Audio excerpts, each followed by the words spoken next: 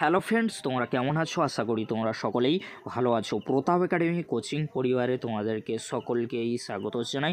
তোমরা যারা ক্যালকাটা ইউনিভার্সিটির আন্ডারে অল অ্যাফিলিয়েটেড কলেজগুলির মধ্যে 5th সেমিস্টারে পড়াশোনা করছো, তোমাদের জন্য আজকের আমি নিয়ে চলে এসেছি ইতিহাস অনার্সের ডিএসসি B1 পেপারের মডেল কোশ্চেন পেপার। এরকমই প্রশ্নপত্র 22 তারিখে তোমাদের ডিএসসি B1 পেপারে হতে চলেছে। আবারও তোমাদেরকে বলে রাখি, তোমরা যারা ক্যালকাটা ইউনিভার্সিটির আন্ডারে অল অ্যাফিলিয়েটেড কলেজগুলির মধ্যে 5th সেমিস্টারে পড়াশোনা করছো, তোমাদের ইতিহাস অনার্সের ডিএসসি B1 পেপারটি রয়েছে। তোমাদের জন্য ডিএসসি B1 পেপারের মডেল কোশ্চেন পেপার নিয়ে চলে এলাম। এই মডেল কোশ্চেন পেপারের মতোই কিন্তু 22 তারিখে ইতিহাস অনার্সের ডিএসসি B1 পেপারের প্রশ্নপত্র হতে চলেছে।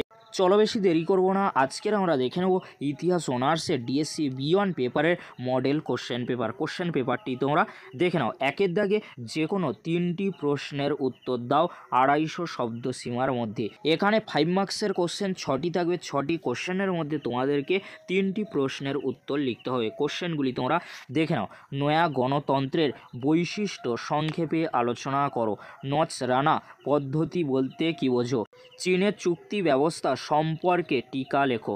কনফুসীয় বাদ সম্পর্কে সংক্ষিপ্ত টিকা লেখো। বক্সার প্রোটোকল কি? এই বিদ্রোহে পটভূমি ও ফলাফল কী ছিল?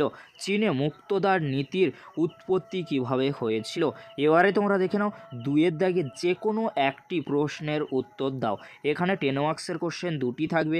2টির মধ্যে তোমাদেরকে একটি প্রশ্নের উত্তর লিখতে হবে। কোশ্চেনগুলি তোমরা দেখে নাও। তাইপিং বিদ্রোহের প্রকৃতি আলোচনা করো। প্রাক আধুনিক চীনা রাষ্ট্রকে কি একটি জেন্টি রাষ্ট্র হিসাবে আখ্যায়িত করা যায়? এবারে তোমরা দেখে নাও, 3-এর দাগে যে কোনো 2টি প্রশ্নের উত্তর দাও।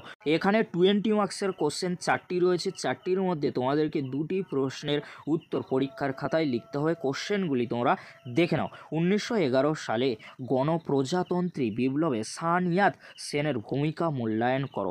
তুংচি পুনঃপ্রতিষ্ঠা কি প্রকৃত অর্থে রাজতন্ত্রের পুনঃপ্রতিষ্ঠা ছিল? পরবর্তী কোশ্চেন গদ্দাগে যেটি রয়েছে, চিয়াংকাই শেকের নেতৃত্বাধীন নানকিং সরকারের কার্যাবলীর মূল্যায়ন করো। পরবর্তী কোশ্চেন কি রয়েছে তোমরা দেখে নাও। অর্থাৎ এই মডেল কোশ্চেন পেপারে 20 মার্কসের জন্য লাস্ট কোশ্চেন কি রয়েছে। ঘরদাগে যে কোশ্চেনটি রয়েছে, 1930 সালে চীনে কমিউনিস্ট পার্টির সাফল্যের কারণ কী ছিল? চীনে কমিউনিস্ট পার্টির প্রতিষ্ঠায় মাও সেতুংয়ের ভূমিকা লেখো। এই ছিল আজকের আলোচনা। যদি ভিডিওটি হেল্পফুল হয়ে থাকে অবশ্যই ফ্রেন্ডদের কাছে বেশি বেশি করে শেয়ার করে দিও।